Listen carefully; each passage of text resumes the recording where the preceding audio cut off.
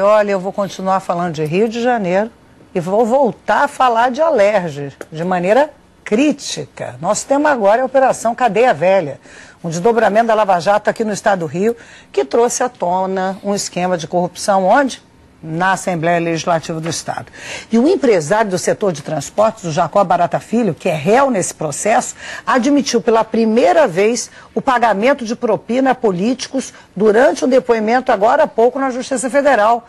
Quem acompanhou, na verdade, um interrogatório, não depoimento, já que se trata de um réu, quem acompanhou esse interrogatório foi o Ricardo Abreu. Boa tarde, Ricardo.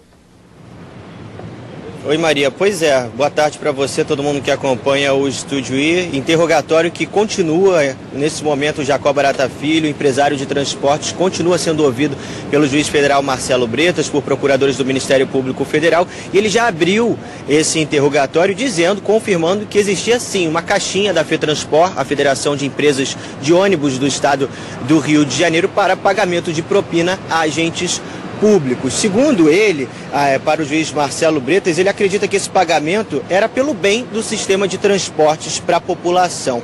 Ele abriu, até anotei o que ele disse, dizendo, existia esse caixa de pagamento no sentido de melhorar o sistema de transportes. O juiz federal Marcelo Bretas, inclusive, questionou, melhorar, mas melhorar para as empresas ou para a população? E ele disse que existe esse pensamento de que o que é bom para as empresas não é bom para a população, mas que não é bem assim, que sem o passageiro confortável não temos o negócio da gente. Bem, a gente vive falando aqui, mostrando reportagens sobre a situação dos ônibus em todo o estado do Rio de Janeiro, a situação de bancos, a situação de catracas, tudo isso em estado muito complicado para o passageiro no dia a dia. Bom, nesse depoimento ao juiz Marcelo Bretas, o Jacó Barata Filho disse que o Vale Transporte, né, dos ônibus era a principal fonte dessa caixinha, isso há cerca de 20 anos. E disse também, confirmou que essa propina era paga para Jorge Pisciani, então presidente da Assembleia Legislativa do Estado, e também para Paulo Melo, quando este presidia a casa. Portanto, esses dois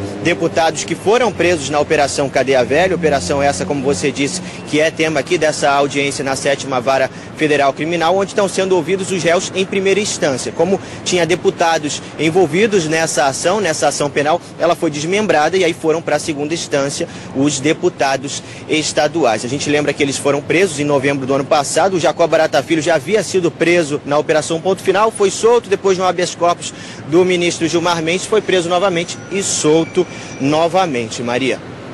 Ah, Ricardinha, mais uma notícia, né, que mostra que onde tem corrupção e falta de gestão, quem sofre, nesse caso, sofre os solavancos pelos transportes do estado do Rio é a população, Valdo Cruz. É lamentável. Acho que a gente não deve perder a capacidade de se indignar com isso. Porque ficou tão comum casos de pessoas que se corromperam, que corromperam outras, de agora revelarem a prática do pagamento de propina, de recebimento de propina, que se a gente corrige é mais um caso. Não é mais um caso, né? A gente vê de novo como é que até os ônibus, aqui os transportes públicos, para tirar dinheiro, que era dinheiro público, para as pessoas beneficiar, pagamento, ele fala para o Pisciani, né?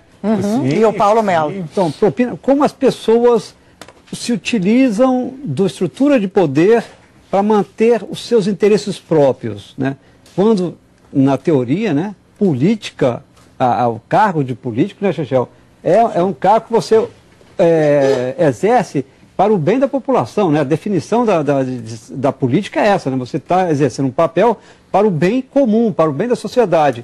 E, infelizmente, a gente vê nesses casos que primeiro viu o interesse do bem da pessoa. E ainda tem a coragem de dizer que teve esse pagamento de propina todo para o interesse da população. Aí não dá, né? Pelo amor de Deus. Não, aí isso é um soco no estômago. Aí é distorção total, mas acho que o comportamento, o crime seguido leva a isso, né? Você começa a se justificar. Acreditar na própria... Psicologicamente, eu entendo. O que eu gosto desse depoimento, desse interrogatório, é porque é um depoimento, não é uma delação, né? Não é uma delação premiada. Eu acho que a gente está começando a desconfiar dos depoimentos, é bom fortalecer. Às vezes um depoimento é o suficiente para você acusar várias pessoas, né? E a gente está, cadê a prova, cadê a prova, cadê a prova? A prova é o cara confessando. Isso aí está confessando. Que é a maior prova do festa.